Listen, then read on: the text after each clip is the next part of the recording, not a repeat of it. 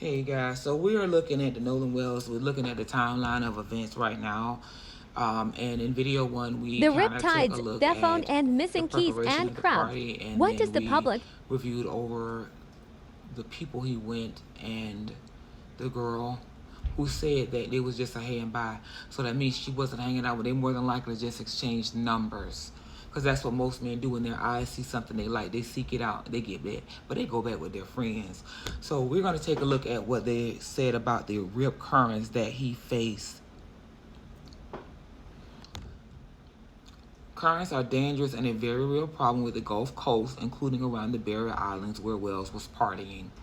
A teenage girl was reportedly hospitalized in critical condition on Daphne Island, not far from Horn Island, in 2022 after being stuck in the water.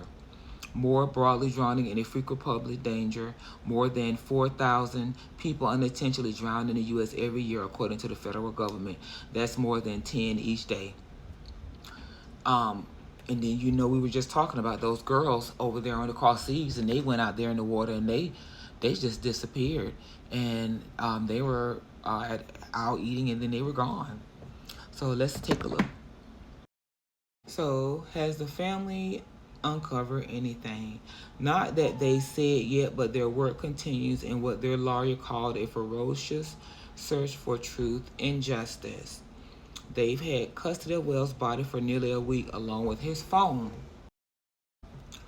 Crump told reporters that the case will be presented by officials to a grand jury as part of the investigation, not necessarily as indication of suspicion of crime, and that Wells' cell phone could undergo a mutual inspection by experts for the family and the district attorney's office. Speaking with the Grill, Wells' mom had this message for parents of any young people who may know something more. Don't be scared to speak up. So let's take a look at the comments. First, I would like to say this is a horrible tragedy, a parent's worst nightmare, and I do believe I would do the same to find out every single detail of my child's last remaining breath. Well, let's read more. My deepest condolences to the Wells family. I hope they find the truth. The video that showed a confrontation in the height of anger of the man arguing with trash something leads to. I just want to say he's a young man who may have been taught to stay with the group, but I'm hearing that a young woman that he may have been attracted to. They're saying that's testosterone. My heart, and that's why I say I don't like that they're trying to paint the picture that he was crazy about women like that. He couldn't have been, because he was into sports. My heart absolutely breaks. PRLA said, I think it was extremely reckless to place the race card, because now you have his friends being threatened. I have him boating and left my keys in while on the boat. I don't agree. I agree this is a tragedy, but a twofold one. If I was told my son, who had been missing for 36 hours, had been found drowned, I would be hysterical. I'm sorry for your loss. Your son was 18, technically adult. He may have decided to stay on the island. I'm so sorry for the loss of their son. So tragic, especially being so young with a life ahead of him. Mom could especially say that they taught him to stay with the group. But again, this is such a terrible tragedy. Anyone who loses a child is desperate for answers. I believe Nolan and his friends are very good people. Like everyone else, I'd like to know what happened and how it happened. To sum it up right now, we basically are waiting for the autopsy results. We've looked at the situation.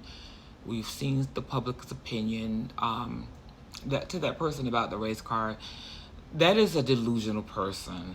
You have got to be delusional to think that racism does not exist in this country. And unfortunately, because of the fact that I walk brown skin, there's no way that I have an opportunity to be that delusional. So I wish you would wake up.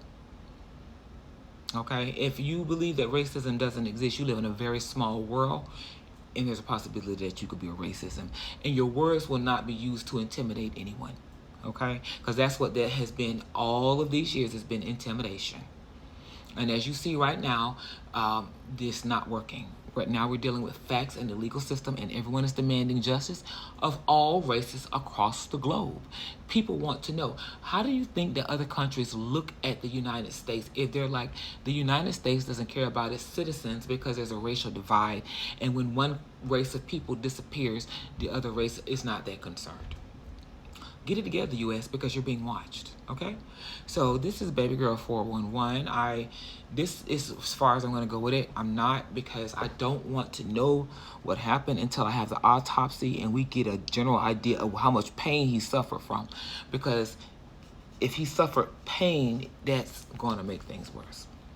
I told you I'm a very empathetic individual. I feel the pain of people. So anyway, this is Baby Girl 411. You guys have a great day. And we will continue to follow this story until we get a conclusion. So